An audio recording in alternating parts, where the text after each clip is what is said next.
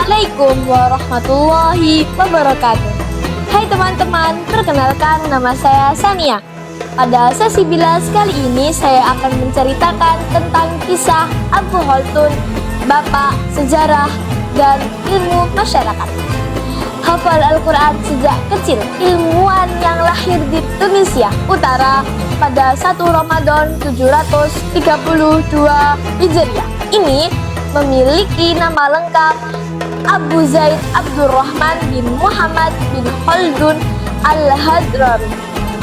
Hanya saja orang-orang lebih mengenalnya dengan nama Abu Khaldun. Orang-orang lebih mengenalnya dengan nama Ibnu Khaldun. Ibnu Khaldun merupakan keturunan salah satu sahabat Rasulullah Shallallahu Alaihi Wasallam bernama Wail bin Hujr.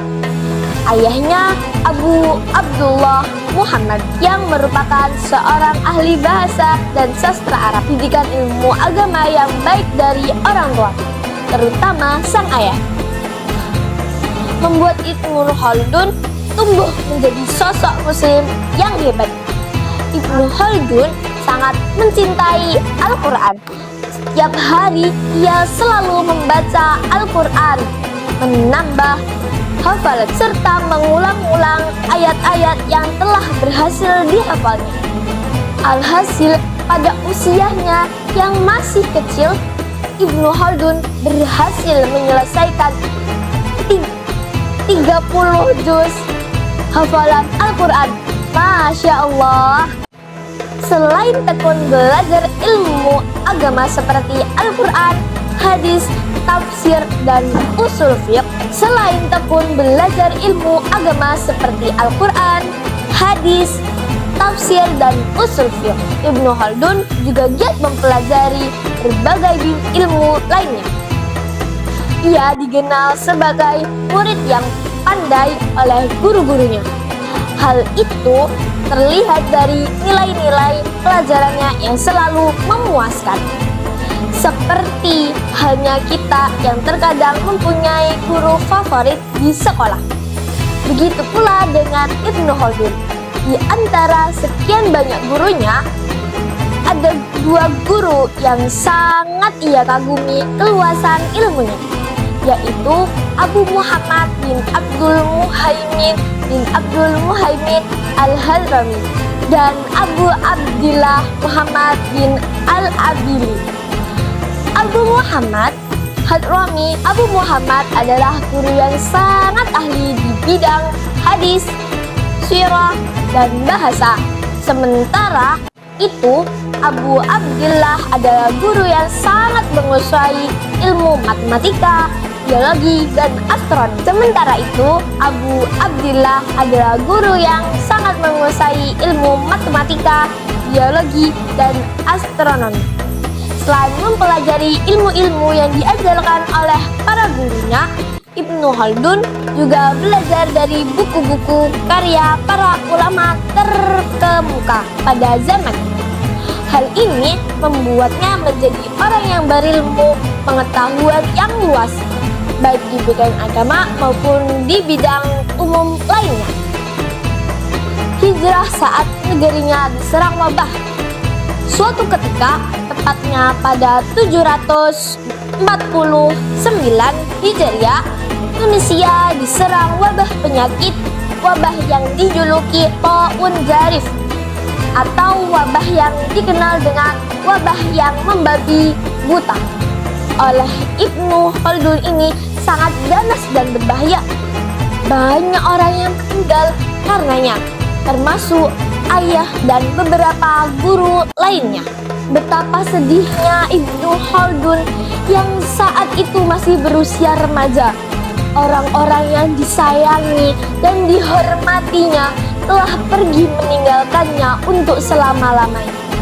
Ibnu Khaldun beserta para ulama dan ilmuwan yang selamat kemudian memutuskan pergi hijrah ke Fez di Maroko untuk beberapa lama. Ibnu Khaldun menetap dan melanjutkan pendidikannya di Maroko. Ia belajar dari para ulama dan ikut aktif dalam kegiatan-kegiatan ilmiah. Ia belajar dari ulama dan ikut aktif dalam kegiatan-kegiatan ilmiah bersama ilmuwan-ilmuwan di sana. Ia juga menulis banyak karya ilmiah meskipun kemudian hanya sedikit dari karya-karyanya tersebut yang ditemukan dan diakui sebagai karyanya. Wah, sayang sekali ya dijuluki Bapak Sejarah dan Ilmu Masyarakat Sosiologi. Sebelum fokus di dunia ilmu dan pendidikan saja, Ibnu Khaldun sampai aktif di dunia politik. Keahliannya yang diwarisi dari kakeknya ini pernah membuatnya menduduki sebagai sekretaris negara dan perdana menteri. Walaupun demikian, kehidupan politik ternyata tidak cocok untuk Ibnu Khaldun. Kecintaannya terhadap dunia ilmu pengetahuan membuatnya memilih fokus di bidang tersebut dan meninggalkan dunia politik. Ia lalu pergi ke Kairo, Mesir. Di Mesir, Ibnu Khaldun diangkat oleh Sultan Al-Zahir Barukh menjadi seorang qadhi atau hakim yang agung dan guru besar fikih mazhab Maliki. Meskipun sibuk dengan tugasnya sebagai qadhi dan guru besar, Ibnu Khaldun tetap menyediakan waktu untuk menulis karya-karyanya ilmiahnya hingga akhir hayatnya. Semasa hidupnya, Ibnu Khaldun banyak melakukan penelitian tentang sejarah dan peradaban. Ia mempelajari berdirinya suatu kerajaan, bagaimana ia berkembang, hingga segala sesuatu yang menyebabkannya mengalami keruntuhan. Ibnu Khaldun juga mempelajari hal-hal yang berkaitan dengan sosial masyarakat. Ia meneliti hal-hal yang memengaruhi berkumpulnya manusia. Bagaimana anggota masyarakat saling berhubungan satu sama lain. Perbedaan antara masyarakat primitif dan modern dan lain-lain. Ibnu Khaldun banyak menuliskan hasil penelitian di bidang sejarah dan ilmu masyarakat itu ke dalam buku-buku karangannya. Berkat keahliannya di kedua bidang ilmu tersebut, ia pun dijuluki sebagai Bapak Sejarah dan Ilmu Masyarakat atau Sosiologi. Sayangnya, hanya sedikit dari buku-buku tersebut yang ditemukan dan diakui sebagai karyanya. Di antara lain adalah Al-Ibar yang terdiri dari 7 jilid. Jilid pertama dikenal dengan nama Muqaddimah atau pembuka. Muqaddimah merupakan karya Ibnu Khaldun yang paling terkenal, meskipun merupakan bagian dari kitab Al-Ibar. Ia dibuat terpisah dari kitab utamanya tersebut.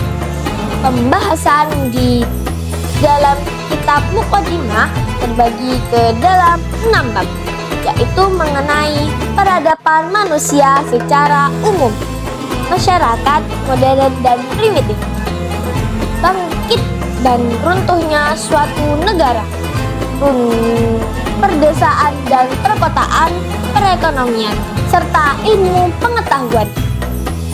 Hebatnya, buku Muqaddimah yang sangat tebal itu ditulis oleh Ibnu Khaldun dalam waktu kurang lebih 5 bulan saja. Luar biasa, bukan? Jilid kedua hingga kelima kitab Al-Ibar berisi tentang sejarah bangsa Arab dan bangsa-bangsa terkenal lainnya pada masa itu. Jilid ke-6 dan ke-7 dari kitab Al-Ibar dikenal sebagai sebutan At-Ta'rif atau penutup.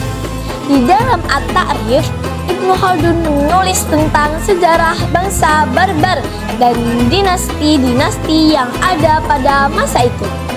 Ia juga menulis sejarah hidupnya sendiri, sehingga kita masih bisa membaca dan meneladani kisahnya hingga hari ini. Sekian sesi bilas pada kali ini. Semoga teman-teman dapat mengambil hikmah dari cerita tersebut.